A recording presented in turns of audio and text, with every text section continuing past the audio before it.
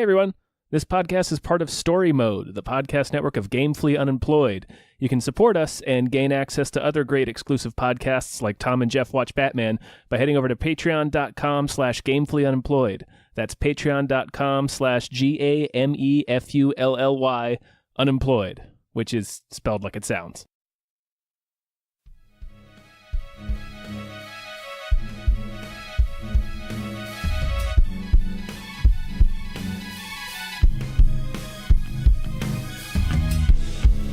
Hypecast mit Tom Reimann und David Bell.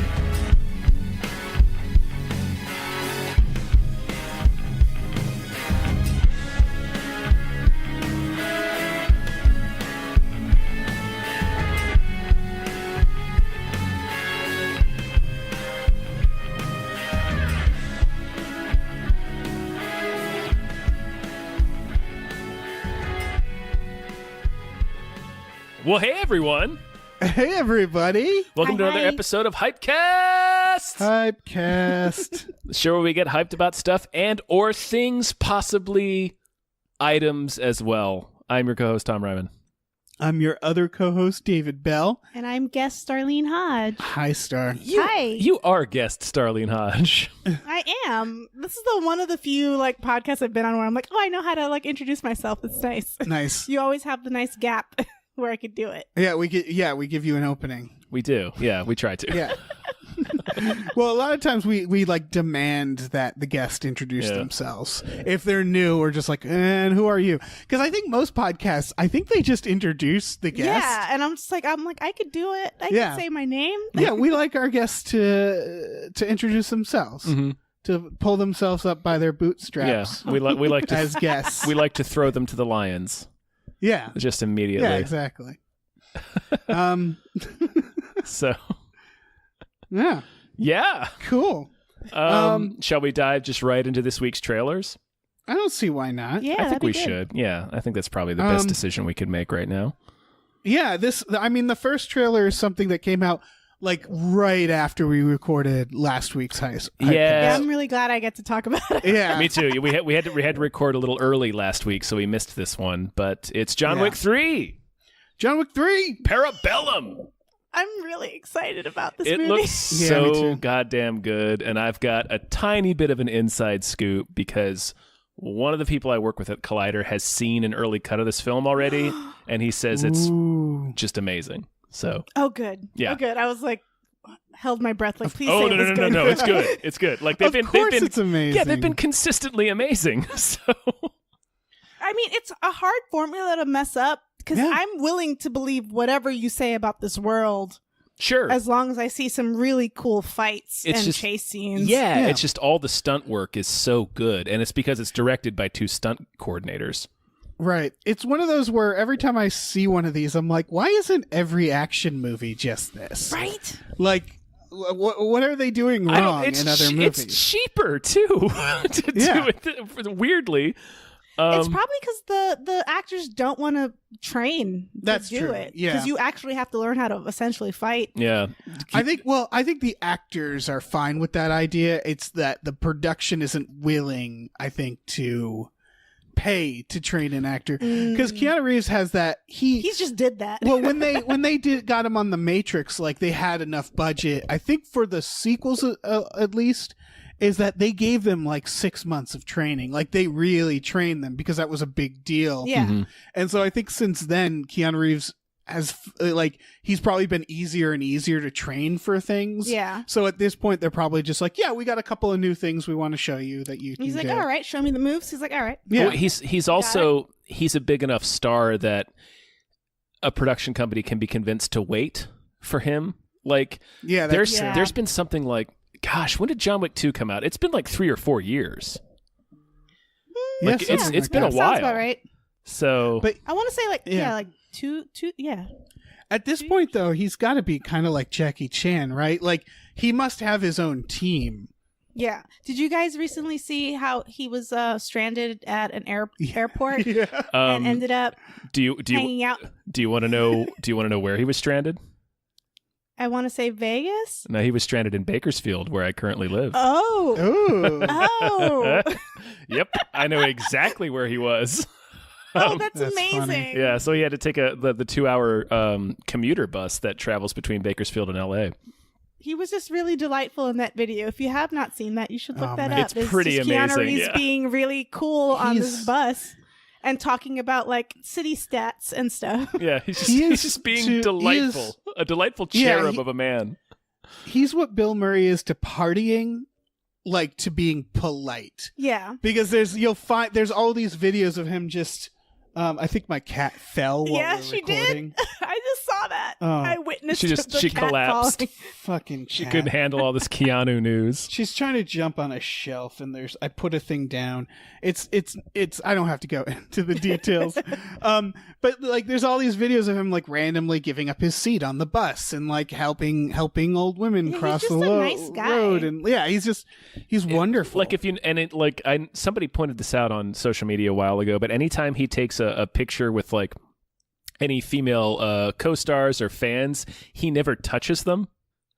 Oh. Have you noticed that? I mean, I would understand why to do that. It's you don't know people's personal Well, yeah, space, and it's- also well, like just like yeah. I don't know you, strange woman. I'm sure you don't want to just be touched by a strange person. Right. Yeah, it's like Even though I'd be like, please hug me, Keanu Reeves. I'm sure you smell amazing. Right. Well, yeah, I'm sure if you asked he would, but like it's just like that extra level of respect where it's always like he's got his arms Yeah. around people, but if you notice his hands are like just a He does the little hover. bit of he Yeah. hovers. Like he doesn't put his hands on he's people when very- they don't want him to.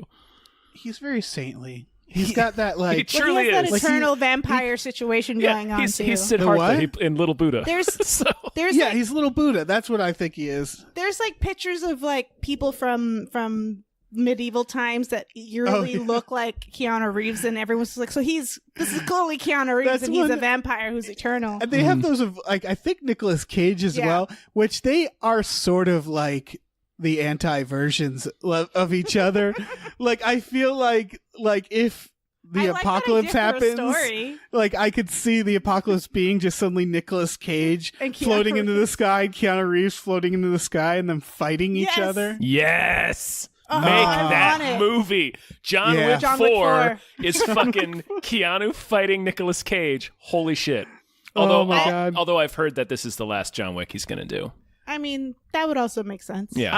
I mean, I kind of want to spend the rest of this podcast describing Just talking this about version of John Wick John 4. Wick 4 where he fights Nicolas Nicolas Cage. Cage.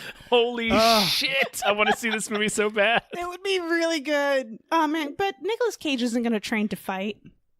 No, he wouldn't. He might. If you paid him, He I think might. any actor, if you paid them to do it, they would train to fight. They might not be very good at it. Yeah. Mm. Nick Cage has done some bonkers things in his career, so he might. Yeah. I also like the idea that the whole John Wick universe is the Matrix that they lost and they got all put back into the system, and then the robots are just like, how do we make sure these guys don't come back out? It feels, And then just make them all assassins and just clutter this world with so much ridiculousness. considering how, like, okay with fighting, like, the regular citizens Yeah, are. it does not it feel really like a real seems world, that way. which is fine. 'cause Yeah, it's John Wick. it definitely seems like Agent Smith jumping into random people when they stand up Yeah. to be like, I'm going to kill John Wick.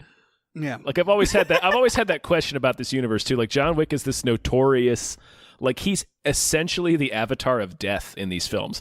What if that's the reveal at the end of this movie, that it was the Matrix the whole time? That would be Well, that crazy. In the okay. In the Matrix Path of Neo video game, Go on. they follow the path of Neo. Oh, They deep follow all cut, the deep movies cut. from Neo's perspective, and you play as Neo. Don't stop. Keep One going. of the things they do that's really clever Mhm. is in the first Matrix when he learns kung fu, when they put they do Yeah. the lessons. I know Kung Fu. Yeah, the way the game interprets that, which is really smart, is that he still has to, in the Matrix, learn kung fu. So what happens is when they upload that program, he experiences like all these memories of him learning it. Oh. And you play as those memories of him basically doing these levels to learn kung fu. So what That's if pretty. John That's Wick pretty cool. It's just a program Is so a that you learn program. how to fight. There you Yeah. go. It's Oh shit. Neo learning a fighting program. Oh, I love shit. it. Yeah.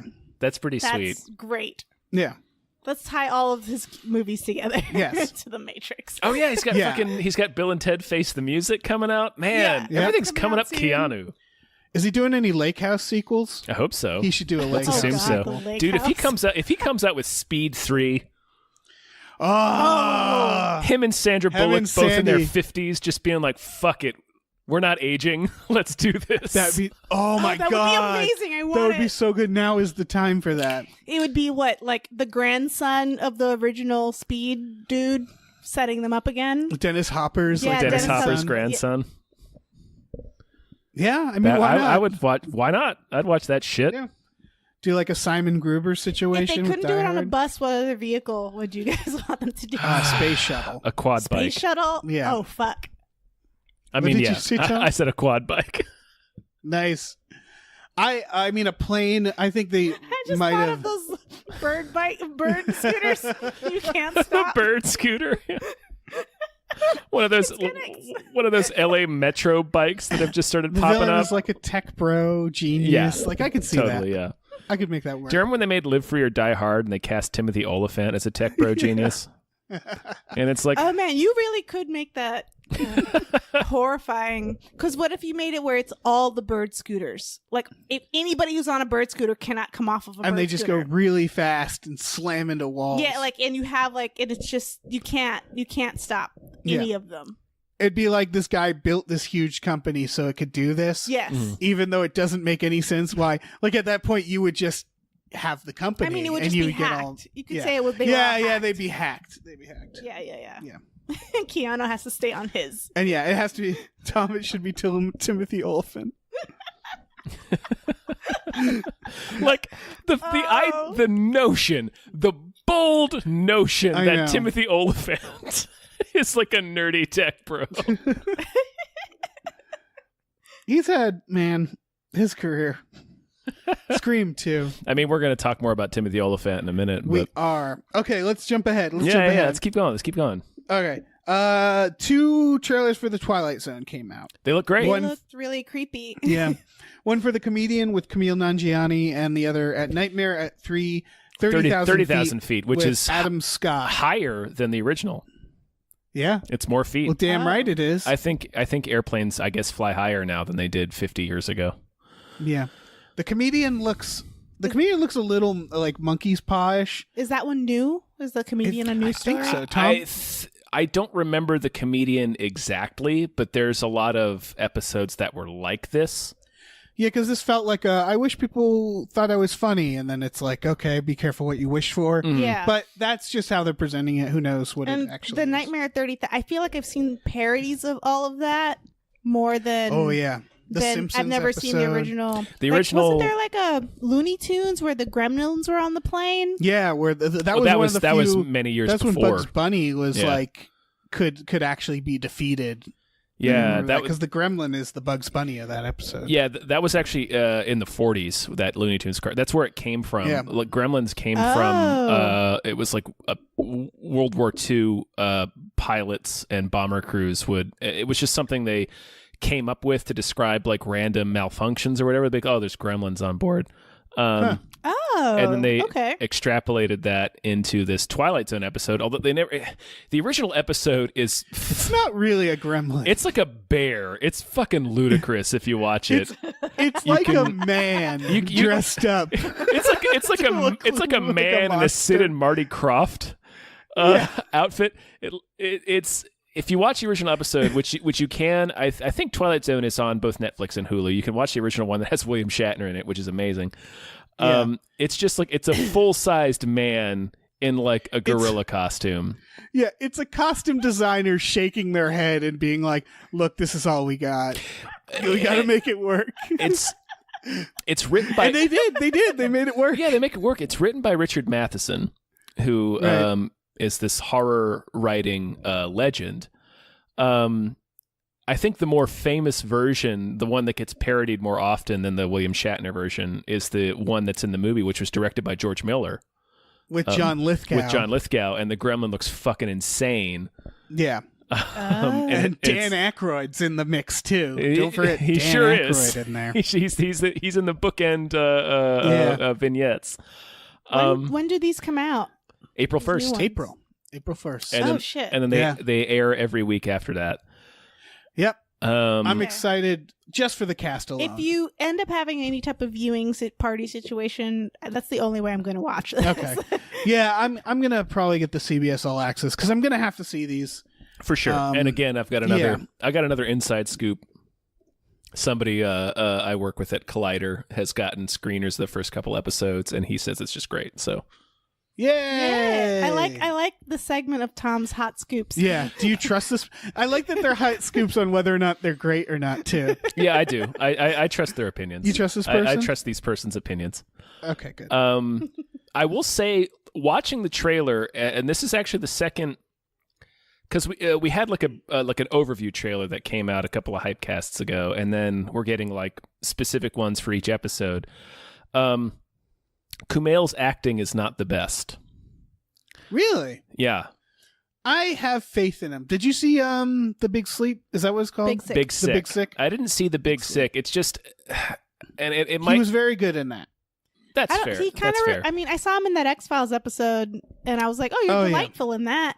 So Yeah. I didn't. But I was also just immediately creeped out just watching. It's a Twilight Zone thing, and I'm like, "Oh, I'm not gonna be Right. comfortable." It's just the way he. It's the way he delivers the line. "Where's our dog?" It's not a great take. I don't know, I'll have to check that out again. Because he did say on Twitter when he was showing this, he was like, "This is something I've never done before." Like it's not his style, you know. Oh, okay. And The Big Sick it's good acting, but it's still he's funny. It's himself. Kumail. Yeah. Yeah, It's just him. It's still very emotional. Like he's doing a very good job with that. But this one, he's probably it's maybe just a different, more range, I guess, in this role. So And the way, I mean, we get little tidbits, not little tidbits, like little sneak peeks of how Jordan Peele's going to slide into each episode, and that's how Rod Serling would do it in the original series. Oh yeah, like he would just appear like in a booth next to the character, or like we see in the trailer for Nightmare at 30,000 Feet, he's on the TV screen in the plane Right. where they're doing That's the fun. pre-flight stuff. oh yeah, he better do it that way. It looks like that's what he's doing, and it looks great. Yeah. Do you think they're going to update the Tower of Terror? No, because they already. Well, isn't okay? Yeah. Hold on. I heard that one of them's Guardians, the other one's still the Tower of Terror. Oh, at MGM. Yeah, In, like I think they're like competing Disneyland? them. Yeah, And Disney World, it would be. In Disneyland, World. Disneyland, Yeah. it definitely got changed to Guardians. Probably just because Disney World has more space to put more Marvel stuff you're right. other places. Yeah. While here, the They have to California just Adventure repeat Park shit. is It's not- super limited space. Yeah. It really. I get why they do it here because they do it at Universal as well. But there's just something offensive to me about repainting a ride that I really. Well, love. it's also they're trying to get people to go to California Adventure because Right. the Disneyland park will get swarmed, and California Adventure won't have as many people, and they're trying to just be like, how do we spread this out? right. That makes Because sense. Star Wars is gonna this is gonna be real crowded. Oh yeah, that's true. So that's why they switched. Yeah, it. 'Cause we have all this Marvel stuff now. I'm looking forward to going to Star Wars Land in like 5 years. Wait, is Star Wars here? yeah. It's not in Orlando. No, it's here. I thought it was. I just assumed it was in Orlando No, because it's of the here. space This issue. is why I had to let my Holy pass shit. lapse because they raised the prices so much because of Star Wars. Oh I shit! was like, oh fuck, this is to get the ticket Yeah, that I we're had gonna was go over have a $1,000 now, and I'm Oh, like, oh Star no, Wars. Jesus Christ, really? Oh no, Yeah. yeah. I mean, I had like not the top pass, but like the second to top pass, Right. and yeah, it went from. I mean, you pay in monthly installments, so it doesn't feel as harsh, but Right. I was like, oh, no. When I saw the total, I was Christ like, almighty. yeah, that's not. Yeah. That's a computer. I can't. I Yeah. can't do that. Yeah. No, Dave. In Disney World, they have Avatar Land, Oh, that's where Avatar Land which is. they started That's in building before they Animal got Kingdom. Star Wars. Yeah. So as soon as I got Star Wars, was- like, God damn it, we spent all this money on Avatar. I'll give them Avatar Land because Disney is all about, like, one of my favorite rides as a kid at Disney, along with the Delta ride, which I've talked about numerous times, is the like Body Wars, which I didn't know was from a movie at the time. Or do you know they have a ride, or they did have a ride based off the Brian De Palma Mission to Mars movie? Yeah. It's an Epcot. And it was a great ride. Mission to Mars was fantastic. It's a fantastic ride. They had to ride. tone down the intensity. I know. I got to ride it before it killed a kid. So did I. I got to go on it before they ruined the intensity of it, and then it makes sense. Wait. Isn't it vice versa? Isn't Mission to Mars based on the Epcot ride? No. The ride came after. Gary Sinise is in the Epcot ride. I mean, Johnny Depp's in Pirates of the Caribbean, so... No, I mean, like, the ride came after Mission to Mars, and they have, like, Gary Sinise in the ride talking to you and shit. Okay. There's a Mission to the Moon ride. Like, I really thought it was the extraterrestrial encounter that became the Stitch thing. Yes. So that I remember ride taking was that fucking alien encounter was terrifying, and then they made it Stitch, which is dumb.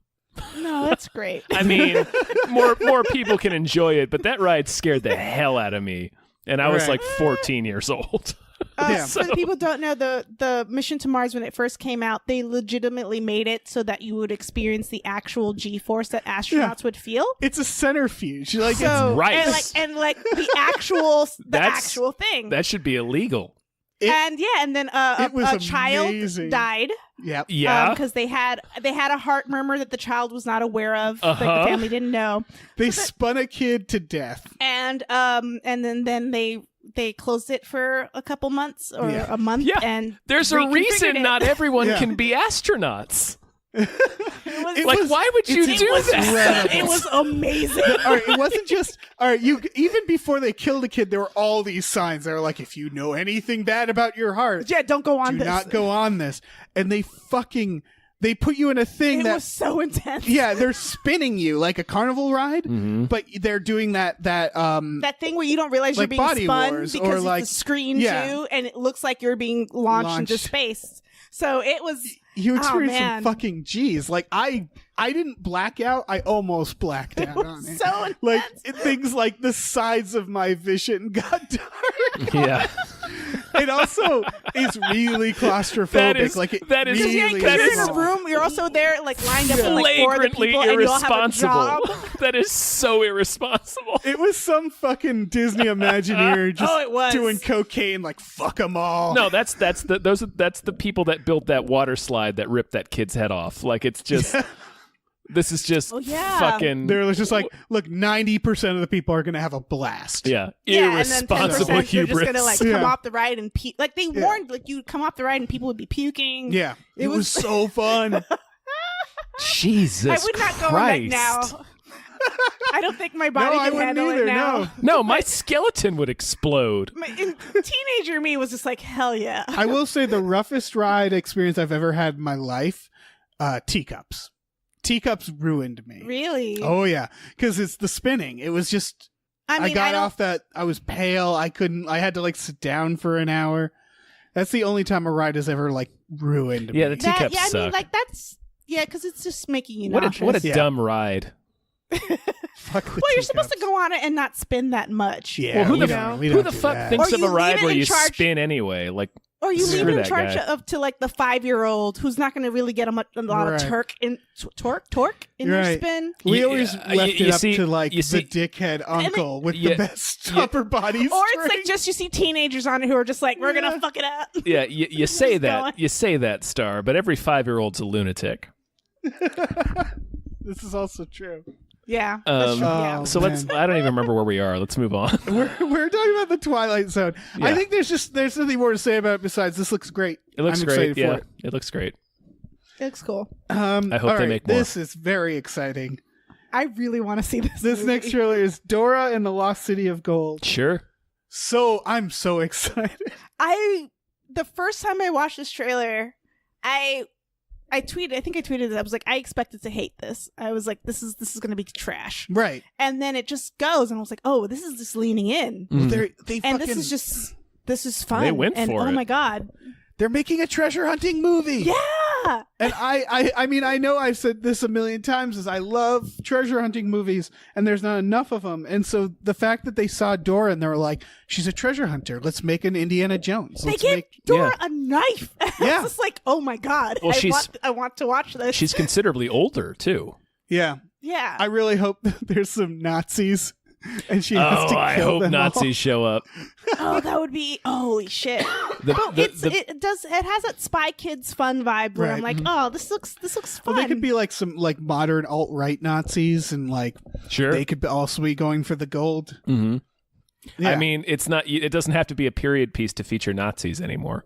Yeah, that's true. So, Right. yeah. The best thing I know about this film that's not in the trailer is that Benicio del Toro is playing Swiper. Oh shit! Oh wow! Swiper the Fox. That's all right. That's gonna be a. I mean, wow. That's gonna be an interesting performance. Benicio del Toro. I love. I mean, him. what I if love he's like a human who's called the Fox or something? Right. Swiper Well, no, He's 'cause credited I think as Swiper.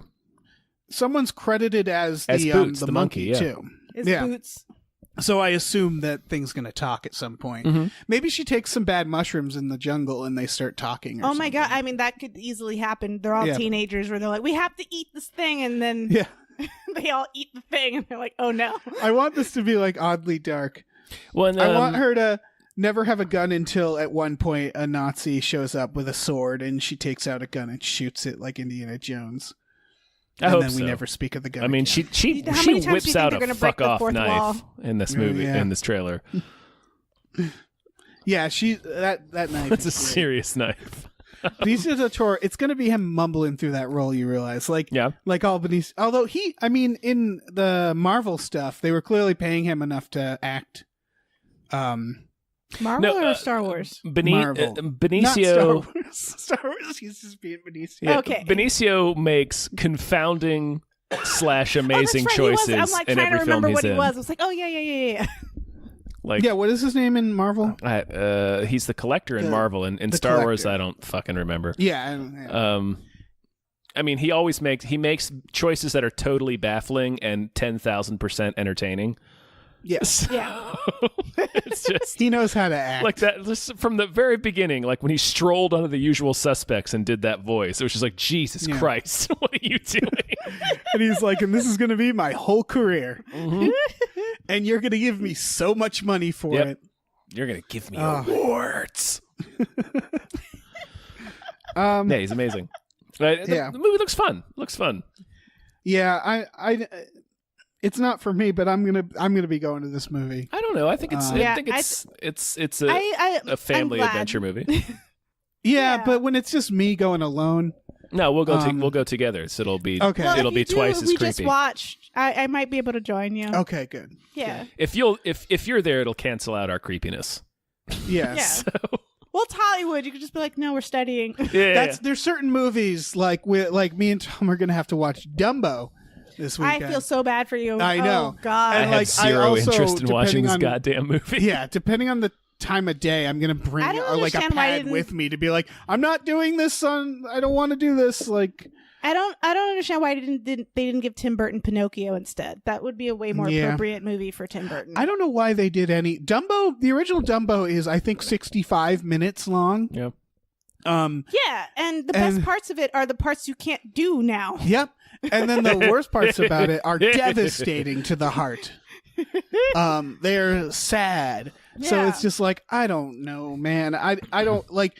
At best, this movie will be effectively depressing. When they announced this movie coming out, I was just like, "So are you really gonna have Jim Crow in this? You're gonna do that? You're gonna really go there?" Because a part of me was just like, I kind of would go see it if you put it in there. 'Cause that was the best part. I gotta but say, you better not put it in there because oh my god, if you put those crows in this movie, that would be a bold decision. right? They might be, because apparently none of the animals talk.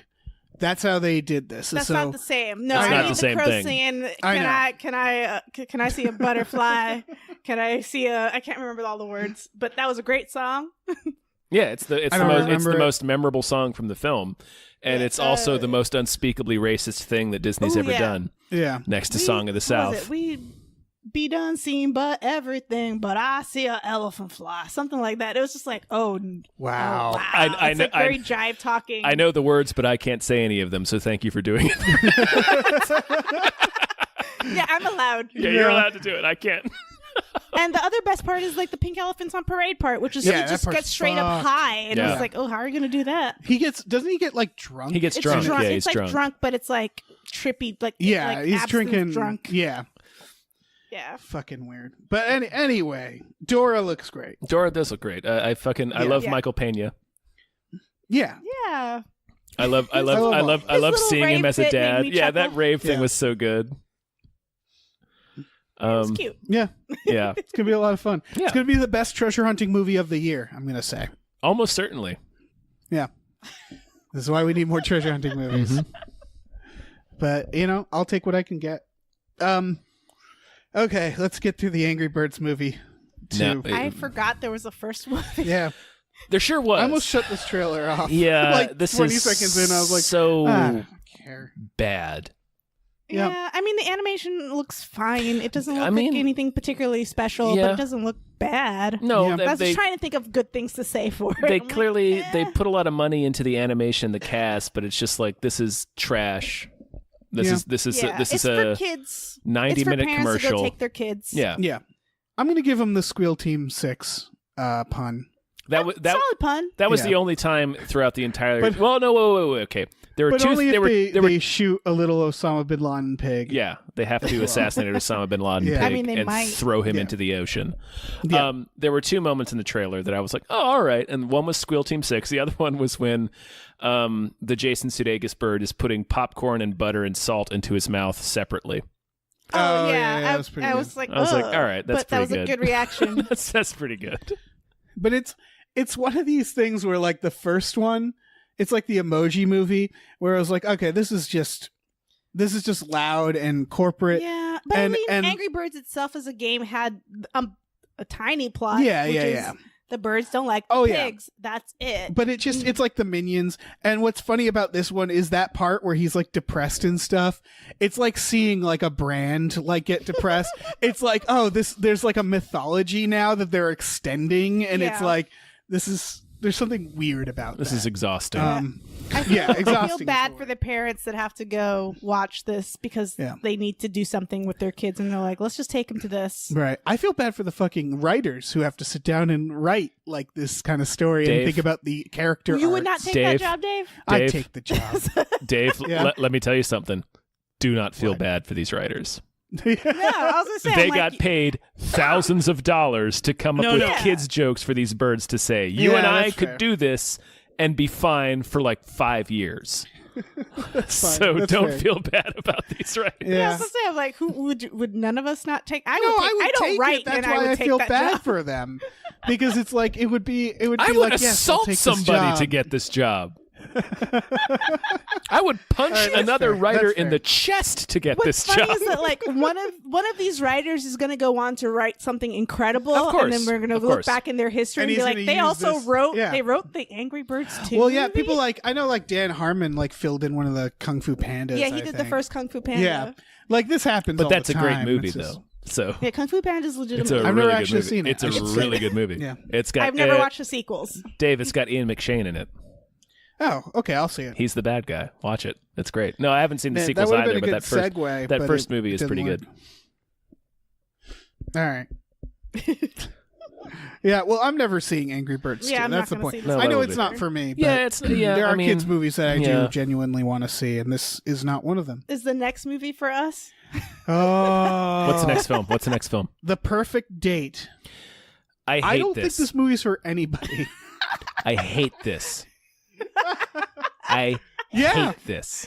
I was watching it going, I'm like, oh, teenage Star would have loved this movie. But I would have been so into this when I was younger. Who would have you related to? Because the premise for people who are it wouldn't have listening... been about relating to it. It would have been like, it'd be like teenage me would be like, that's a very cute boy. Oh, it's a cute boy with maybe a sensitive side, and he doesn't know how good looking he is. The movie is he's dealing with like an awkward girl. Beautiful. Can I toss? This is great. Can I toss a footnote into that star? This is a cute boy footnote who is clearly 28 years old.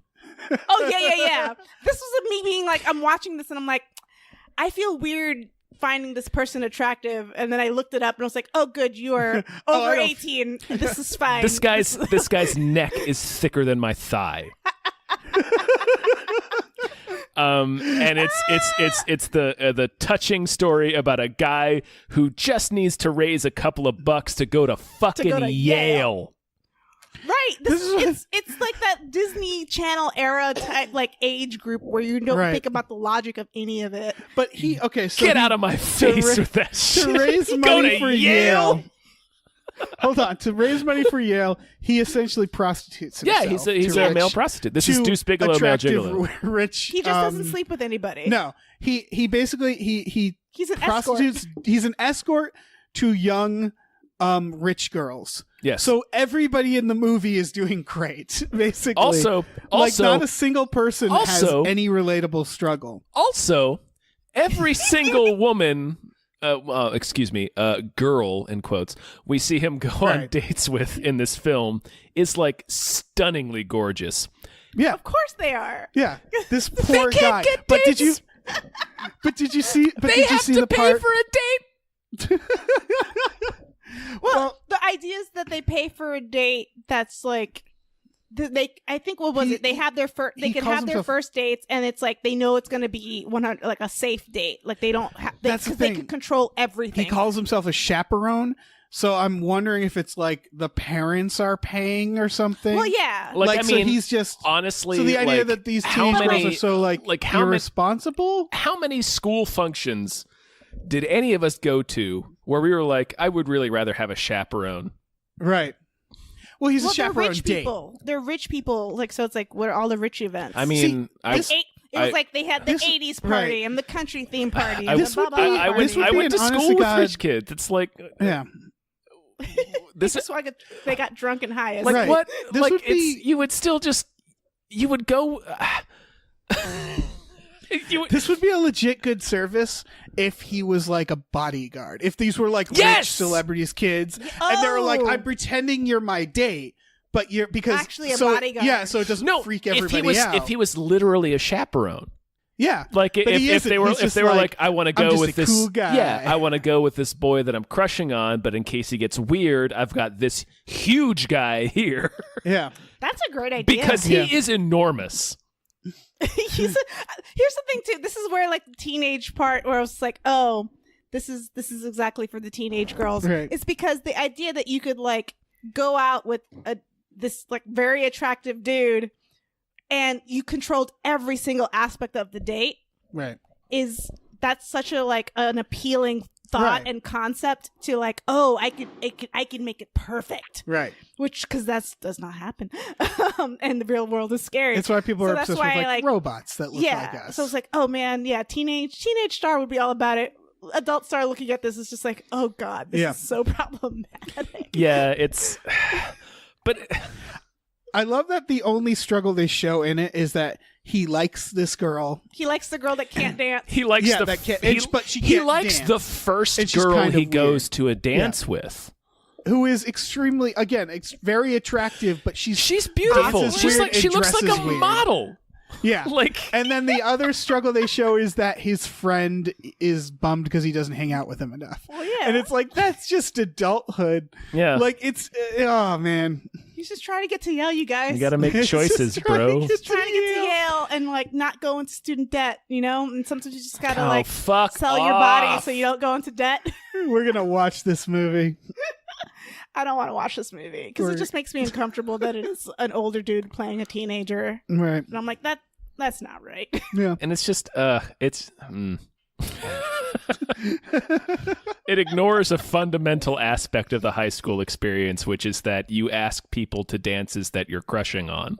Like this is, it's. You don't bring an escort. I reject this premise. I mean, like what would end up happening truly is that if it was such a successful service, he wouldn't need to go to Yale. He would just start hiring other very like why the attractive fuck dudes. would he would just turn it like he has an app? Just turn it into your business. Like, what are you going to Yale for, man? How it ends. You figured it out. Go to Yale, he just no. It'll probably be something where like, where does he live in it? Do we know where he lives?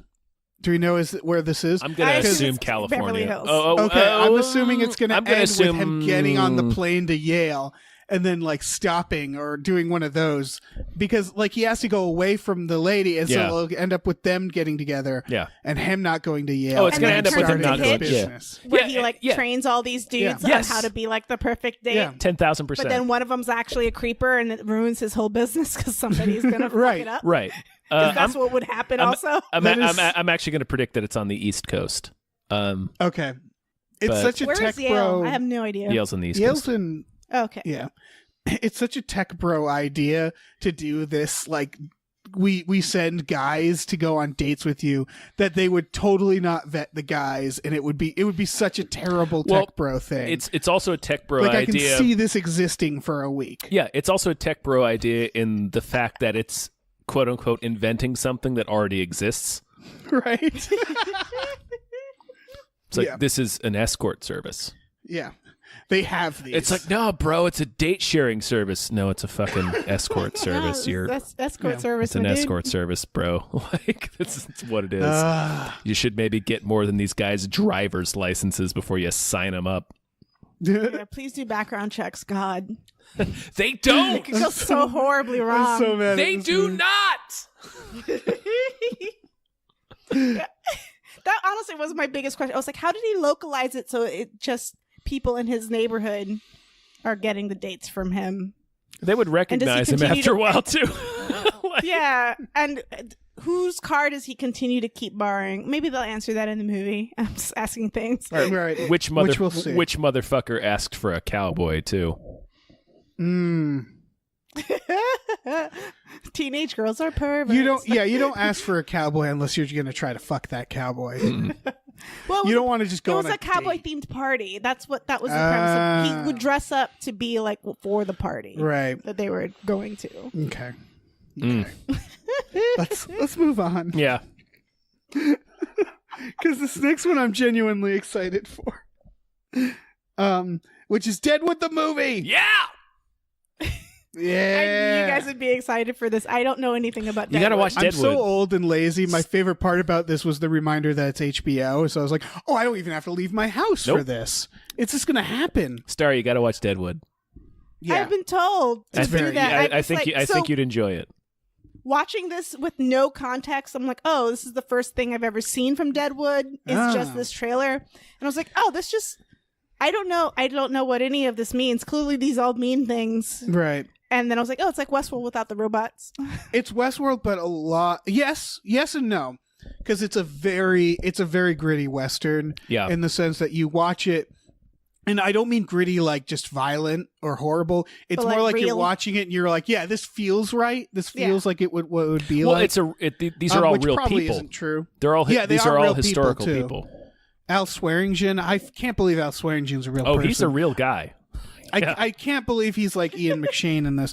Al Swearingen he's got the real Tony Soprano thing going where like everything he does is bad. But people can't help but to like the character, and it's just because the things he says is so. He's just so well written. He has a bit of a moral compass, he is an objectively bad person. Which was he the guy who was sitting in the chair talking to the guy? Yeah, he's Ian getting McShane. A drink at the bar by himself. Yeah, he's Ian McShane. He's the old guy. Yeah, and then like Calamity Jane. Calamity Jane's incredible. Is she in this? Do you think she fucking better be? Yeah, that's the thing that struck me as weird is that I saw what's his name, Hirsch. Yeah, we see John Hawkes. Yeah, no, not John Hawkes. Hirsch. Have you gotten to season 4, Tom? There's only 3 seasons of Deadwood. Have you gotten to season 3, Tom? No, I haven't. I think it's Hirsch. It's the big baddie that they sort of. Season 3 is sort of ends on a cliffhanger, but not enough that like it ends in a way that you could almost conclude the series on it.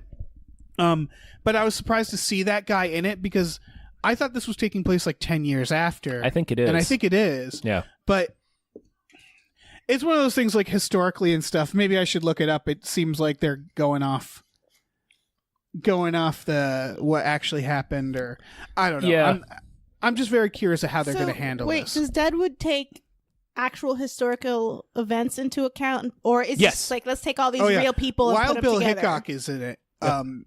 And spoilers, he's not in it for that long. Fair enough. Yeah. So stuff like that happens. It is generally historically accurate. Okay. Yeah. So, but yeah, I guess without spoiling it for the people, the people listening have probably watched the damn show, but for you too, like the ending of season 3 is in a way that you expect whatever to happen in the next season to happen soon chronologically, and so it's weird that this is now like I just figured since it was taking place 10 years later they wouldn't touch on that stuff, but it looks like they are. Yeah. So I don't know, man. It's a real good show, and I'm glad it's getting like. I'm glad they're complete. It's always been one of those shows that I've always heard people talk about, and I'm like, oh wow, I missed the boat on that because right. like it's totally worth but I've watching. always heard people just keep going about it. Yeah, it's really good. I heard that we're going to make 2 movies. I'm not sure if that's still happening. So. Yeah, they probably better. Based on how well this one does. Yeah, for sure. But yeah, if it helps you at all, Star, most of the major characters in the show die natural deaths. In real life. Historically, in real life. Yeah. So that doesn't necessarily mean they will in this. Because I do know the writer is. I mean, I know the writers killed off at least one character just because they had trouble with the actor on set. Which one? Which one? I don't know if you've gotten to it yet, Tom. So I don't want to say. I like that. I like that they liked Garrett Delahunt so much they cast him twice.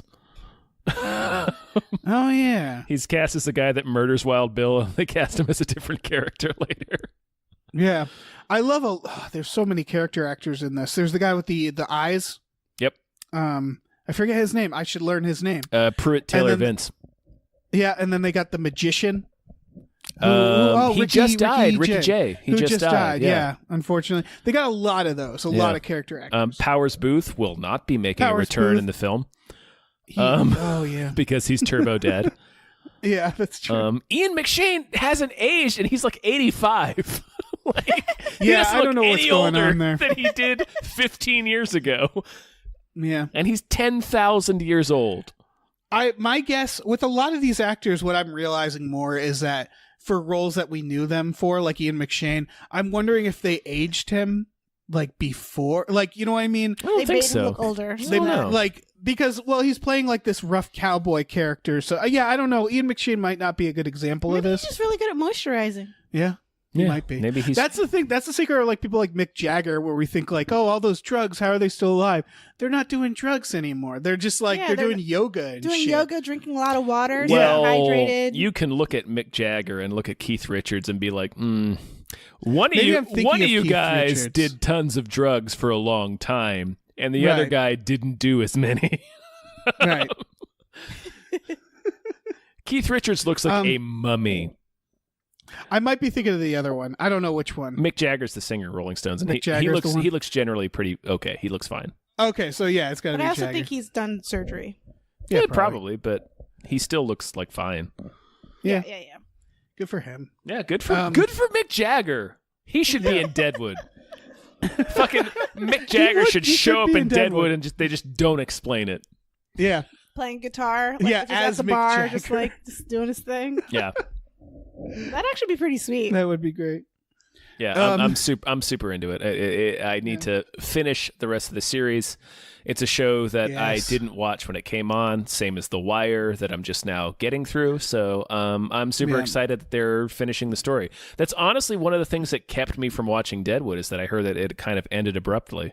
So it's like, well, I don't want to. It still ends. I watched it late too, knowing that, and I was like mentally prepared for it, and it still ends in a way where you could, like, if they weren't planning on making any more, it would end in a like, and life goes on type of situation. So there's like enough closure ish. Yes, that you could almost, like, had they planned that to be the ending, you'd be like, wow, that was abrupt, but that kind of works. Like, it's kind of that. Cool. But yeah, it's still. I assume it's better to have more. I assume Brad Dourif is in it, right? Because he's my favorite character. Yeah, he's great in it. Yeah, he's fucking amazing. Just the man. He plays the doctor, so he's just perpetually exasperated with everybody. Oh, God. Because it's just him walking around like, why? You can't do that. Like, just hating being a doctor. Being the doctor, like in a Western, would feel like the weirdest. Like, well, it's no one's going to try to kill me. Exactly. Yeah, so that's exactly that's right. Part of it is he tells to, people what he thinks. Yeah, he gets to talk shit to everyone because they need him. They fucking need him. Yeah. So. See, I wouldn't go that far either. I would be exasperated, but I still wouldn't risk it because there's going to be some crazy. Oh, he talks mad shit. Yeah. And they just have to take it because they need him. The most satisfying part of that is it's one of those series where like it's a town of people all trying to get along and they're fighting for power, but then every now and then an outside party will show up that's even bigger asshole and they'll have to like kind of team up. Well, and it's shit like that that's really satisfying to watch. The first season ends with Swearingen and Bullock teaming up. Yeah. Where Swearingen's like, you know what, you should be sheriff and I'll back you. Yeah, exactly. And until that point, he's just like... Yeah, Bullock's just like, I just want to have my store. Yeah. Oh, I'm so Is this a show that so is excited. the reason why you guys like Red Dead Redemption so much? No, I think I like that for a different reason. Okay. Yeah, this is like, it's like Game of Thrones, but Western. Less brutal. Less brutal, yeah. Okay. Yeah, Okay, but still, you know, brutal because it's the West, you know. And because they're beholden to true life characters, so they can't just murk people. Yeah. But it's so good. Like, yeah. I mean, they might in and this movie. the women characters are really well done. Yeah, they are. They have a Calamity lot of... Jane is fucking awesome. Calamity Jane's amazing, yeah. Because that's a hell of a character. It's a very sad... She's a drunk, so she's like a kind of a sad character, but very heroic and very like complex, and you're just rooting for her the whole time. Yeah, she's great. Well, that's good. She's great. It's a great performance, too. Yeah, amazing performance. All right, you wanna? Oh, one more trailer. Yeah, this is for Trover Saves the Universe. Yes, it's an upcoming VR. I think it's both VR, non-VR game. It's from VR. Justin It's Roiland. VR and non-VR. It was announced earlier today, Thursday. You're listening to this on Friday, during the PAX East Expo. Gearbox had an event. They also announced Borderlands 3 during that event, which I'm super excited for. But yeah, they're teaming up with Justin Roiland for this game, and this is like the third VR game he's done. He's like really into making obsessed with VR. Yeah. I played his Rick and Morty VR game. It was really good. Oh, okay. I watched the trailer and I was just like, I still don't know what this is about. Yeah, he understands VR. Is what makes him good. Is that with the Rick and Morty VR game, there's a little bit of movement issues, but they do a lot of options control-wise to get you past the movement issues. Oh, okay. So they knew right away that was an issue. And then they give you enough fun shit to do in like cool environments that like are just kind of mind-blowing in VR that it's clearly made by someone who loves VR and wants to do something fun with it. It's clearly a guy who played a bunch of VR and was like, okay, this is what's fun, and this is what's kind of janky about it. Yeah. And so this I'm excited for. I do got to say, he really only does the two voices. He has two voices. Yeah, that's it. That's okay. He He's not a voice like actor. Yeah, he's not a voice actor. He kind of has a third. Yeah. Because there's clearly not like a really Rick character that much in this. Yeah. But I know Rick and Morty was basically based off of the fact that they were just like, hey, let's make something about those voices that you do. Like, that's it. Yeah. He's got Rick and Morty and then his normal voice. And that's pretty much those are it. the three. That's pretty much it. I do know his normal voice is kind of Morty too. It's a little Morty. I read a preview about this game probably a year ago. And I wish I should have looked it up before we started recording, but I know that part of it is a real outside the box sort of mechanic based on the character's powers. So yeah, in what way? I can't remember. It's a totally useless thing that I just said because it was a preview that I read a fucking 1,000 years ago. I like that his eyes are faces. Yeah. I hate that. But I was like, I get that this is the aesthetic of this game.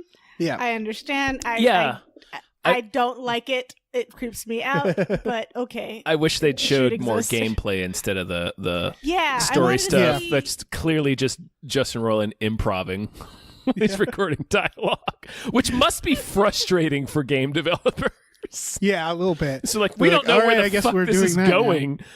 Like, yeah, I needed to know. My interest would have been piqued if I'd figured out what the story actually is. Right. Because I couldn't even tell who the main characters were supposed to be. I was just like, there's just a lot of weird shit going on the screen, and I feel like I should be high. Yeah. Yeah, you should definitely be high. You should probably be high.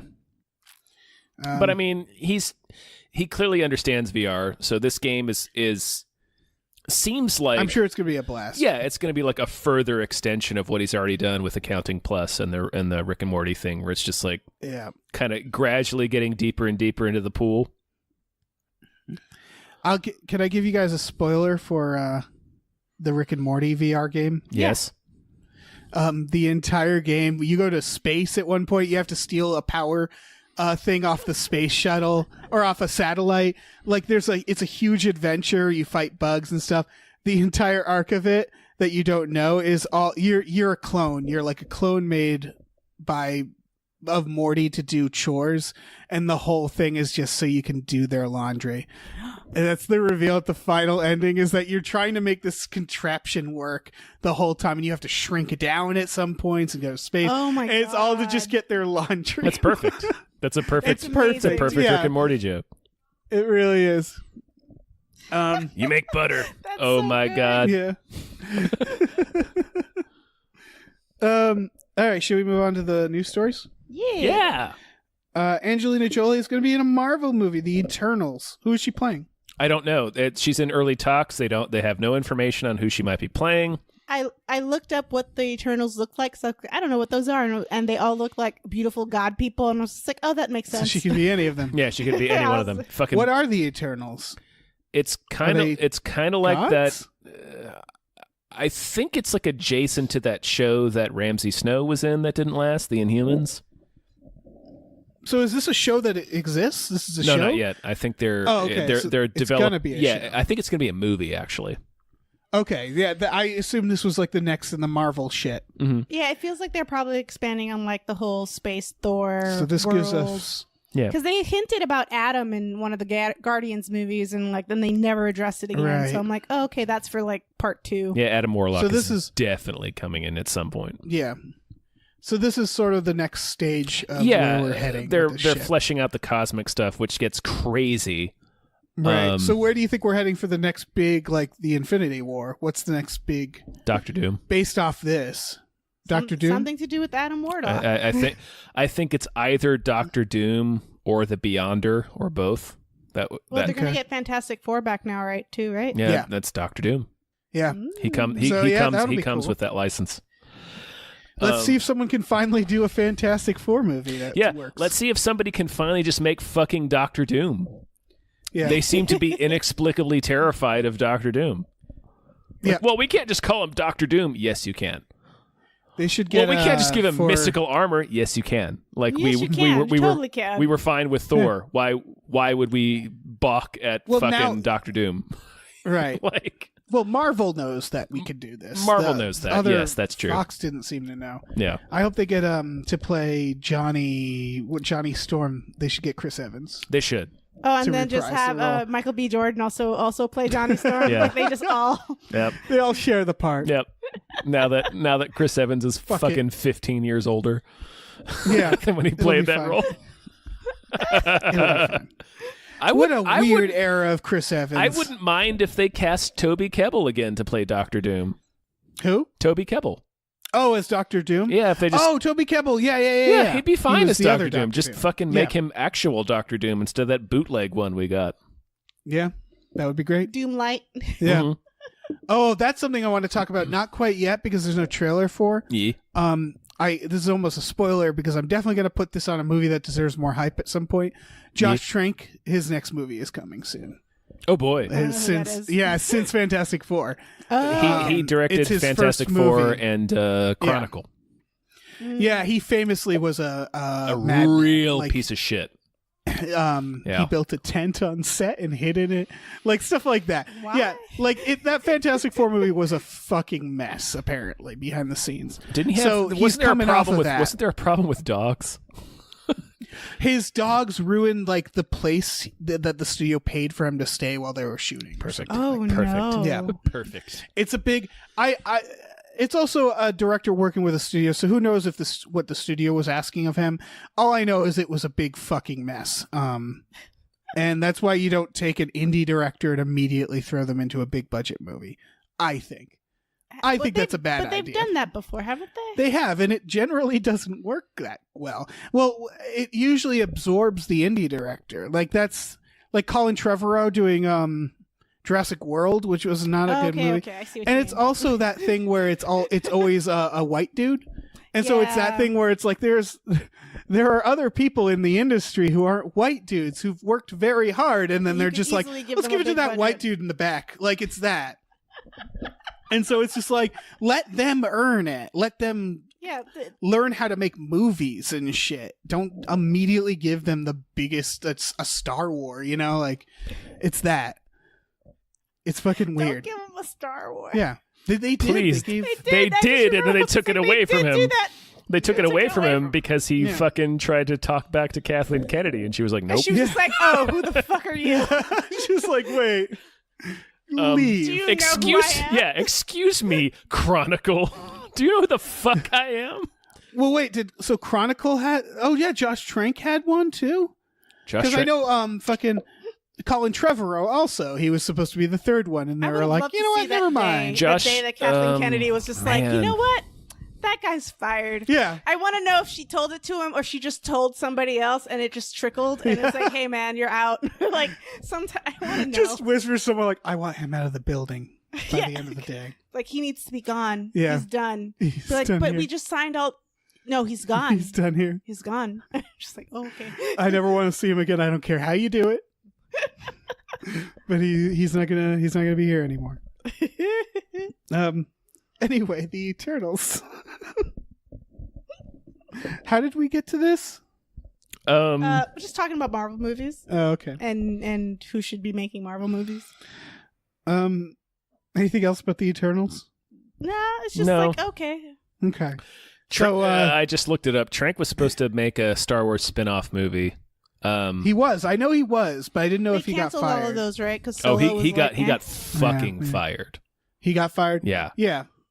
I mean, and I'm not sure if that movie became Solo because he was attached to it at the same time that fucking Gareth Edwards was attached to Rogue One.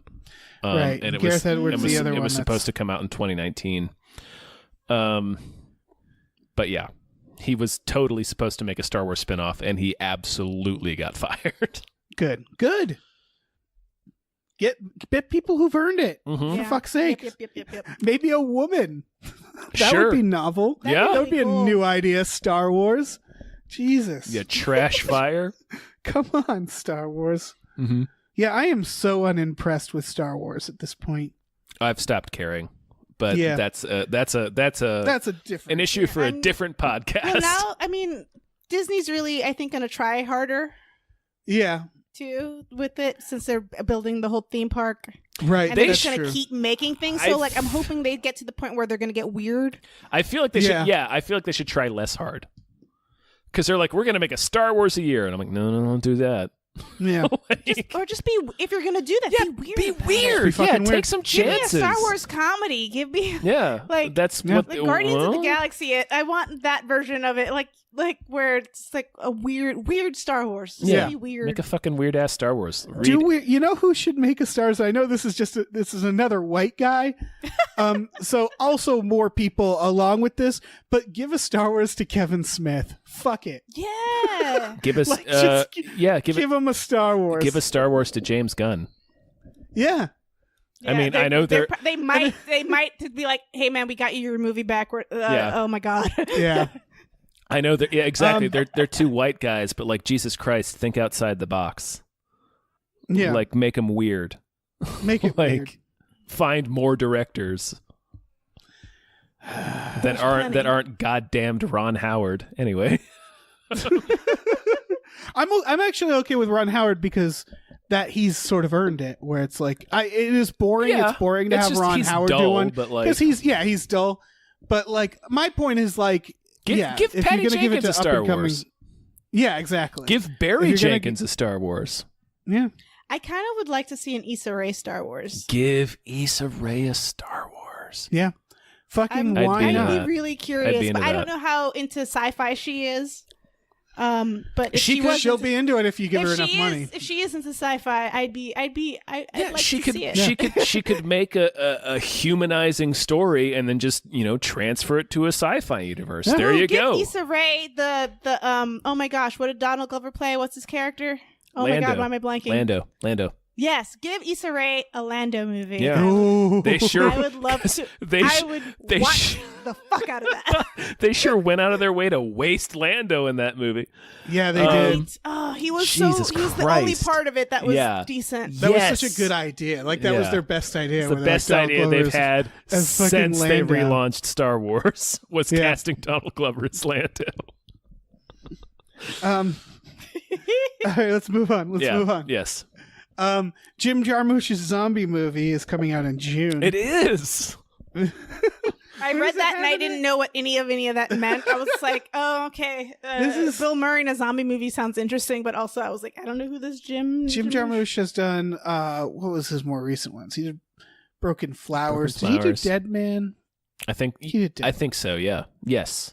Why are those are the only two Jim Jarmusch? He did Coffee and Cigarettes. He's like a weird indie director. What's his general vibe? Kind of weird. Did you ever see Coffee and Cigarettes? No, that's why I'm like, I have like all the movies you're referencing. I'm like, I have zero information or context. Coffee and Cigarettes. He shot over a really long amount of time, and it's just a series of pretty famous people having a conversation over coffee and cigarettes. Okay. One of the most noteworthy ones is Bill Murray talking to RZA and Jizza. From Wu-Tang. Whoa. And it's fucking great. Okay. So that dude who did that zombie movie with Bill Murray. Yeah, and like Adam Driver's in it. Who else is in it? I would. Tom, are you looking it up? Yeah, I'm looking it up. Okay. Because I'm not sure. I know it has a gigantic and weird cast. It's a guy. It's kind of like if. I'm trying to look at. I want to say if Wes Anderson made a zombie movie, but that's not quite correct. No, because Jim Jarmusch is weirder. That's the one I was trying to think of. The Limits of Control is the one he did with another Bill Murray one where he's in it briefly. Mm-hmm. He did Ghost Dog. I forgot he did Ghost Dog. He did do Ghost Dog. Jesus Christ. Yeah, there's a few here that I'm like, oh right. And yeah, Coffee and Cigarettes.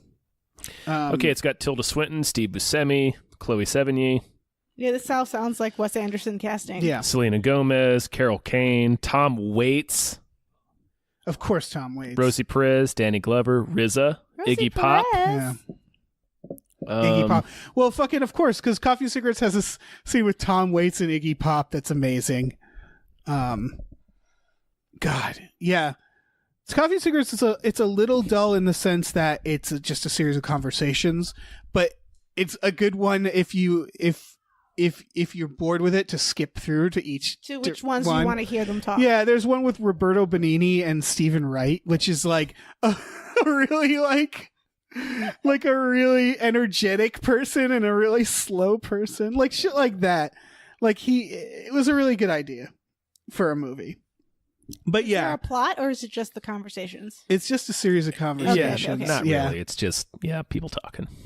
Yeah. What's the next story? I get it. All right. There's going to be a feature-length documentary about Game of Thrones. That's fine. Yeah. That's fine depending on what it is, because it's going to air the week after the series finale. Okay. And they said it was just about the last season, shooting the last season. Okay.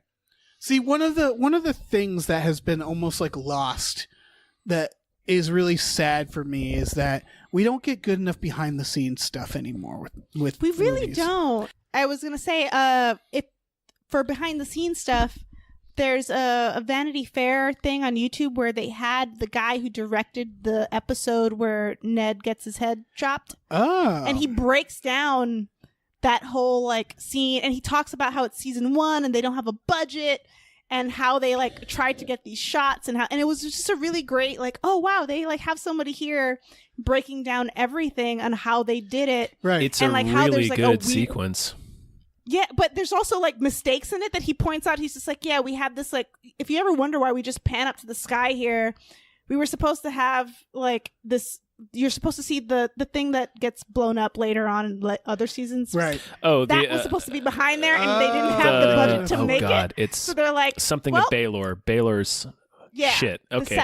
The Sept of Baylor. That's right. And fucking, that's the thing that Cersei nukes. That's right. Yeah, you're supposed to see it in that shot, and they're like, we don't have the budget, so they kind of forgot to take out the pan. I love that shit. Yeah, it works though because you just see the sky and some birds taking off. Like it's a really well. That's later. This was like in the middle of the scene. Like they were doing other stuff, and they like edited. That's the shit I miss because I watched some of the Marvel because Marvel still has behind the scenes stuff because they can afford it, and it's so sanitized. Yes, it's like montages of like when they do like this is a problem with CGI as well, where they're like, here's how we did the scene, and then they just show it was a computer, and it's like, yeah, that's boring. But it's all like just like maybe some outtakes and like interviews that are very sanitized. And it's not like getting into how we actually like the commentaries and stuff. I miss the commentaries where the actors would get like a little drunk and loose-lipped. Oh, if you want a good commentary, I haven't listened to it just yet, but the animators of Into the Spider-Verse, because here's the thing, it's not on the Blu-ray. They were just like, fuck it, we're gonna make it on our own, and they just did it on their own. That's fantastic. So if you have it, you could sync up. Like they just put it out on Twitter. Like we just wanted to talk about the movie. That's so great. So more people should do that. Yeah, that's okay. I'm legit. Oh shit! Like I haven't bought the Blu-ray yet, but I probably will. I bought the Blu-ray, and I'm just waiting for a moment so I could. I want to watch it with them talking about it. That for sure. I also want to buy the Blu-ray of Infinity War because I do want to hear the Russo brothers talk for 2.5 hours about how they made that movie. Yeah. Because I also feel like at a certain point, directors and stuff will have enough power in those commentaries where they can say whatever they want still. Yes. But I just realized that's where it should come back. Disney, I know you're listening. Of course they are. Social media. Like if they released commentaries and shit on social media, that would be like if Disney released like behind the scenes shit, and I know they do still, but like really in-depth things more. I think because and they're starting to do that. I think because they won the Oscar with Spider-Verse. Right. I think that's why Sony's just like, yeah, you guys can say whatever you want. Yeah, you guys want us an Oscar. Well, go. they can always put the disclaimer on there, and they do that in every DVD. They're like, the views expressed in the commentary and behind the scenes are not reflective of Sony Pictures or whatever. Yeah, the South Park, Trey Parker and Matt Stone had to do that for the first season of South Park. They had to release the commentary tracks separately on CD because Warner Brothers was like, nope, we won't put this on the DVD. No. Oh yeah, well their Cannibal the musical commentary is amazing because they're really the best part. I think the best part that encapsulates it is because they get drunk on that one, and they get drunk on all of them.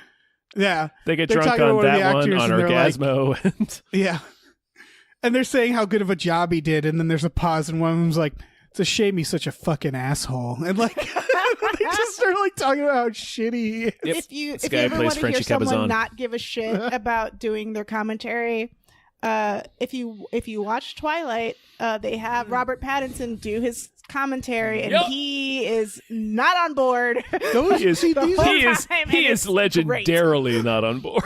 This is when the studio knows. This is like. Studios need to do that because it gives the view that they have a sense of humor about their shitty films too. I know the commentary for Armageddon is like that because Ben Affleck is just like insulting the movie. I think they also, some studios understand that only fucking movie nerds are going to listen to commentary tracks, right? Like, right? Who the hell is going to listen to a commentary track? So.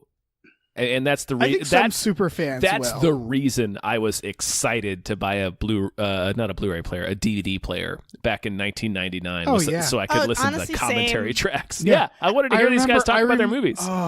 And when I remember getting like the Mallrats DVD and like the Fight Club DVD, and seeing those menus and all those this are good stuff, commentaries. And be like, oh my god, those are good commentary tracks. It was why I would really only buy like Disney movies because they would show you, here's how we made it. Because animators are very like we want to show you what we did. We worked really hard. We want you to see everything. So they would always have these little packages. And but over time, they become more sanitized. And I'm like, you're not showing me all the like pencils. Yeah. And yeah. the, like, I want to see the rough stuff. sketches and the everythings. Yeah, I want to hear about the shit on set that went wrong. Yes. I've said this before. Everybody go watch the documentary Full Tilt Boogie. It is on the From Dusk Till Dawn DVD. It is a full-length documentary about the making of From Dusk Till Dawn. Whether or not you like that movie, if you want to see what it's like to make a movie, that's one of my favorite documentaries because it just shows every little bit. If Netflix starts to get swamped by Disney streaming apps and probably segueing into the next thing at some point. Right. Release all of the like behind the scenes stuff for all these movies. Like all the little shorts. They need to have little menu options. Yeah. Mm-hmm. Is that so hard, Because they exist already. Yeah. So just, Amazon should do it too because the way they do it is they like give you like a 4-hour film. And and I'm like, I can't find the chunk that I want. Yeah, they do a chapter selection. I found out where you can sort of find it, but it's not as cool as like the DVD menu to The Abyss, which was awesome. Yeah, I love interactive menus. I had to learn how to make DVD menus in school, and that's now a lost art. It sure is. It sure is, Star. Okay, but speaking of streaming, let's get to the final thing, shall we? Yeah. Which is Apple TV is having a streaming network that I guess I'll pay money to see. Honestly, there's only like a couple things on there that I was just like, I would maybe want to watch that, but I'm not enough to like sign up. Apple is having some trouble. I think Apple. They are spending $1 billion on a single season of TV. Well, I think what's happening is we're leaving them in the dust. And I think they know it. I think they realize that like Apple phones, like iPhones, aren't that great. Like people are getting a little sick of their shit in general. Yeah. They could update better. Sooner. And I think that they're realizing that iTunes is probably doing not great. I assume I can't get iTunes on my PlayStation. Like, I see what you mean. I can't imagine. Like for music, I'm sure they're doing fine. Yeah, music is fine. But for movies, I think they must be not doing great at all. Yeah, which is a shame because iTunes actually does the special features thing. They do. They want to get an Apple TV into every home. Yeah, that's the thing. Which is silly. Even though every time I've had experiences with Apple TVs, I've generally enjoyed it. I'm like, I do like this interface. It's pretty smooth. It's fine. It's just they're expensive. I bought and returned an Apple TV in one day. Really? Only because I was trying to watch pirated stuff off my computer. And you can actually, I don't know if it was pirated, but that's besides the point. It was a file that I was putting on a thumb drive. And then putting it into the app into something to watch it on the TV. This is a dumb story. You can do that with Xbox. No, keep going. Yes, keep going. And you can do it with PlayStation. But I went to the Apple Store and I said, "Can I do that here?" And the salesman was like, "Yeah, sure you can." And then I went and took it home, and you fucking couldn't. And I go back, and they're like, "Oh yeah, I guess we just said that." And it was like, "Oh, just sell me the product, you fucks." Anyway, that's my Apple story. Oh. But yeah, I'm sure it's fine. I don't know. This seems like there's just too much. Spielberg's bringing back Amazing Stories. Yeah, okay. Which is, I mean, it's cool. I liked Amazing Stories when it was on. Yeah. I didn't know it existed. And I was like, oh. Yeah, it's an anthology show. It's kind of Twilight Zone-y, but it's not it's not always horror. It's like... I was going to say it's more kiddie, isn't it? Or not necessarily. Is it like a Goosebumps? No, it's not. It kind of. It's just Amazing Stories. Yeah, it runs. It can be kind of anything. It's like in my memory, awesome Reddit threads where people tell stories. Yes, in my memory, it's mostly horror, but as I go back and look at the episodes, it's like maybe half horror, and then the rest of it is just half not. Like, This is coming. Yeah, I get why. And Spielberg was talking about. Because doesn't Spielberg have beef with Netflix? Yes. Well, he just doesn't want Netflix movies to be nominated for Oscars because he thinks they should be nominated for Emmys. Unless they run in theaters. Like, it's not... Like, I saw a lot of places running that article that was like, Spielberg is teaming with a streaming service. Isn't that hypocrisy? I'm like, no, it's not. Because he's, like, producing a show. Yeah. So... I don't know. I think Spielberg probably knows more than any of us how scary it is right now. Yes. Yeah. Like how he probably sees it. He's probably has a very good vantage point of just how crazy it is right now with Disney.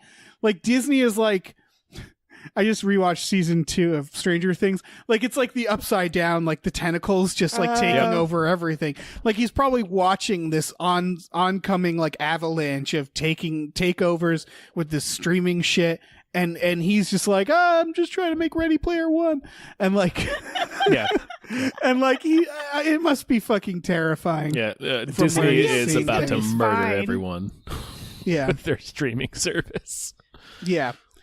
So, yeah, I mean, Apple is another watch it be big horrible. company. Watch it be like a really shitty, like format. It's just like you can't really use it. Like all the, like it just crashes all the time, and it's just like, oh, this is good. I wonder if, like, for the sake of not just having Disney running everything, maybe Spielberg saw Apple struggling and was like, I got something for you. And I'm glad that Apple, I hope it's good. Here's the thing. Because we need another company. Like, I heard that Apple and Tim Cook were like having input, like direct input on all the shows. I did hear that too. And I was like, oh, that's not a good idea. That's not good. It's again, the same Netflix problem. It's not good to have the distributor be creating the content. Yes. That is bad by definition.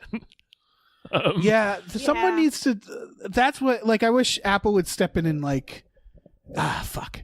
Yeah, that would have been a good, because Apple is a tech company. So if they spent all this energy and this money on just like making a really cool way for us to play games and movies and stuff all in a single device that wasn't like, that was still working with the companies to like provide, like if someone was solving that problem of having a million different goddamn streaming services, and just putting them all in one consoles thing, if like Apple could swoop in and do that and stay out of the making the content, that would be great, because they are good at making devices. Like everybody has a thing of like, well, if we don't own the content, we can't make the money from the content, and it's just like, you don't need to. Yeah, we've gone so beyond just selling something at this point. Like just selling a physical object and being like, here, give us money for this, and we'll be happy with that. Like it's ridiculous. We should tear it all down. We should. Netflix, I mean, this is a lesser known thing because it doesn't show up in headlines as much. Netflix doesn't pay taxes either. Nope. Yeah, none of them do, right? No. And YouTube might be at the brink of falling apart because of the UK passing that Article 13 thing. It's just like, oh shit. Mm-hmm. I was like, well, maybe it all just goes to shit. Yeah, maybe we do burn it all down. It'll be great. Guys, it'll be great. Yeah, so don't be Netflix is more for the people than Amazon is. No, it's not. We'll be doing, we'll do this over they don't pay a single goddamn set of taxes. They don't AM radio? Yeah. We'll be doing a Apocalypse Cast over AM radio. A pocket cast. It'll be great. So that they won't catch us. Yeah. What? They need a boat so they don't catch us. That's true. Yeah, we're gonna be pirate radio. Yeah. We're gonna be Christian Slater. Yeah, we are. And pump up the volume. And pump up the volume. Yeah, we are. Drive my car around. So the man, God, I love Pump Up the Volume. It's so good. Yeah, so good. Right. Fuck the man. All right, what the fuck is what's next? What's his name? Hard Harry in that? All right. Yeah, it's Hard Harry. So let's get to the movie that deserves more hype. Mm-hmm. Woo. To it. Star, I'm sorry. I know. I honestly started watching the trailer and then I was like, huh. We had a perfectly and then I started skipping through it. I was just like, let me just see. Okay. We had a perfectly fun one last week for Unicorn Store. I want to watch Unicorn Store. This one is not Unicorn Store. It is the opposite of Unicorn Store. Hagazusa, A Heathen's Curse. All I saw was your comment at the end of this like whole thing. I was just like, oh. Yeah. It's coming out on streaming April 23rd. I think it has a limited release, like a few days earlier. It's getting some real. The trailer, you get some real The Witch vibes off of this. Yeah. I got some real. My main problem that makes me not excited for this movie is that I had the brightness on my device turned all the way up, and I still couldn't fucking see what was happening in the trailer. It is a dark movie. Yeah. It is literally dark. The craziest thing about this movie to me, and I think certain people will know why this is crazy, is this film, which is being distributed, it's a major release, it's on streaming, is the graduation project of the director. Meaning that this director is so new that he's not out of film school. That's kind of amazing. That is kind of amazing, because if you've ever seen the graduation project of any film, they're bad. Yeah. Yeah. They are not good. No, watching this was like, this is a student film. This, I mean, even me skimming through it, I was just like, this is beautiful. Yeah, it is impressive and knowing haunting. that. Yeah. It's about a woman in the Austrian Alps in the 15th century. Sure. Where there's a plague, and she's considered like an outsider. Is she an outsider because she's Jewish? Was that part of it? I think that might be it. They do list Jew in there as outside like, forces, and I'm like, I'm not okay with this. Okay, what's funny about the list, though, because this, all right, for the record, this is the Hollywood Reporter's synopsis. Summary, yeah, it's not the film, but this is funny because it's while plague stalks the land, paranoid peasants swap cautionary folk tales about evil spirits, pagans, Jews, and other outsiders. I read that, I was like, okay. I was like, that's a weird list. That's a way to do that list. Yeah, but I get it. I get the idea that they're they're bad people. But yeah, I mean the peasants. The peasants outcasting this poor woman and her baby are bad people. But yeah, they're in a log cabin, and apparently they're ostracized, and then she meets like a woman who has some sort of weird like ritualistic secret relationship, and then as they put it here, the final act sees a brutalized, ostracized, possibly insane Alburn, which I think is her name, descend into a psychedelic nightmare of infernal visions and cannibalistic horrors, which is my way of thinking she's going to eat her baby. Yeah, she has a baby. That was the comment. I was just like, oh, this is going to be. Yeah, and I saw it and I was like, oh yeah, this looks like that baby's going to be eaten. And they compare it to The Witch, and it was like, well, they kill a baby in The Witch, so I can see someone just seeing a. Oh no, sorry, they compare it to Mother, which spoilers, they kill a baby in Mother, and so that's like. She's gonna eat that baby. All right. Yeah, it looks really intense. They had like even one scene of like she's walking into the bog. Yeah. And just as it like, I was like, you're an actual person who just walked right into that bog. Yeah. That's disgusting. And also, you're probably covered in leeches. Oh my god. Yeah. This feels like one like Mother is definitely a good comparison, but also Antichrist, the Lars von Trier one, where it's like it's a horror movie in the sense that the credits roll and you're like, I feel horrible. Like, I just feel just sadness throughout my body. I feel wrong. Of course you would recommend this. Yeah. Well, Mother is a really good movie that, again, will make you feel it's Darren Aronofsky. So it'll make you feel the way you feel at the end of most Darren Aronofsky films. So, yeah, Perfect. I don't know. This seems like it's fucking weird. And if you're one of those people who are excited by any of the movies I mentioned... I know that's not a big group of people, but you'd probably be super psyched about this this fucking movie. This goddamn When does this terror. come out? April 23rd. So next month. Cool. A Heathen's Curse. Hagazusa. Can't wait to feel absolutely terrible about everything. Yeah. Yeah. I mean, we don't know if it actually is, because I will say Mother... I did just say, spoilers, that a baby dies in Mother. That's somehow not a downer movie as much as you think, because the movie is so absurd that a baby dying is like, you're not, at that point you're not seeing reality. So you're just like, whatever, it's fucking chaos. Yeah, that's a fucking weird movie. Cool. So yeah, everybody see this. Yeah. See this. Do it. Watch this horror. If you like weird, dark horror, if you like The Witch. Yeah. Although The Witch was a feel-good movie, I thought.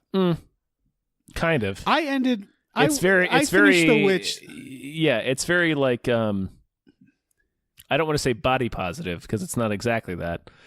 But it's very like self-assuring. Yeah, the last thing I thought while watching the Witch was good for them. Yeah. Like, it's just like, yeah.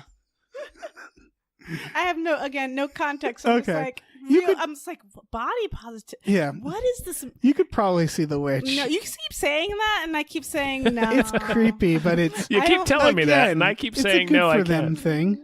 I don't think that's feel like for me. fuzzy animals. I don't think that one's for me. I know we're running long. I see this. I see the glint in your eye, Dave, in that one. Normally, when you're recommending a movie to me and you're like, you'd be really into it, your eyebrows go up and you're like, yeah, this will be exciting. This one, you're like looking into the side, like, yeah, you'll like this. You'd movie. like it. No, it's one where it's like, yeah, I would enjoy watching you watch this movie. We'll make direct eye contact. I would get a real kick out of that. I would enjoy watching you watch this movie. Yeah. I'm okay. I would enjoy watching you experience the effect of this film.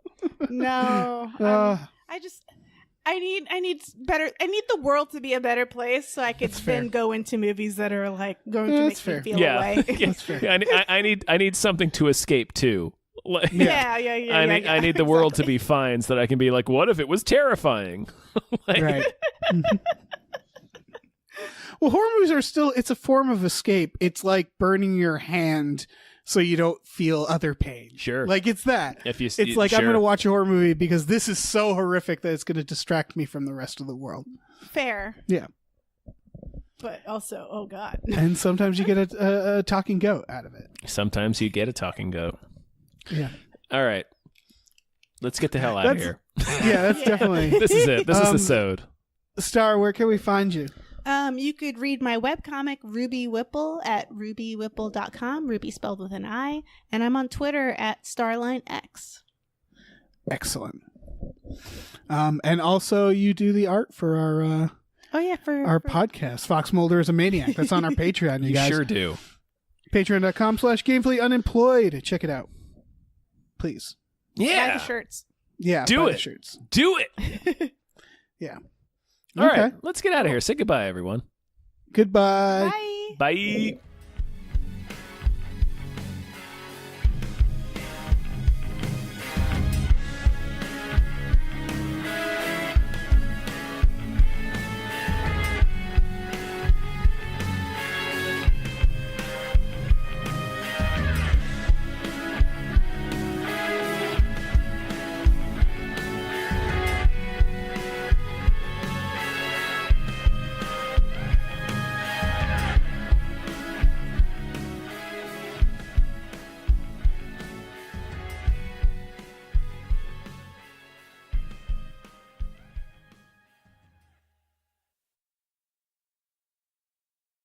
Our music is produced by Chris Corlew. You can follow him on Twitter at @thecorlew, CORLEW, and find more music at shipwreckedsailor.bandcamp.com. Our artwork is produced by Justin Brown. You can follow him on Twitter at @JustinTBrown, and find more of his artwork at artnessbyjustinbrown.com and justinbrown.info.